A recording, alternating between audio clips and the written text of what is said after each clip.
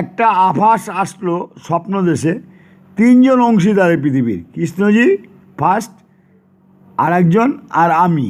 তা কৃষ্ণজি বিশ্বাস করে করে ঠকে গেছে।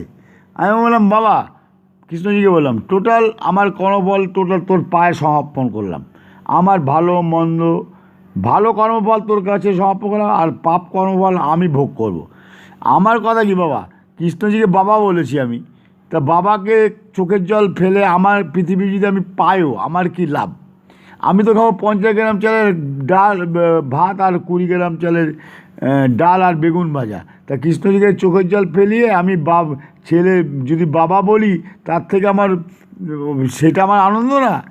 বাবা বললে তাকে আনন্দ না, না আমার পৃথিবী ভোগ করা আমার আনন্দ? কৃষ্ণজিকে কাঁদিয়ে আমার কি লাভ হতো? আমার লাভ হতো? কোনো লাভ হতো না। এটাই আমার চিন্তাধারা, এটাই আমার চিন্তাধারা। আমি বাবা, সে তো আনন্দ পেতো আমার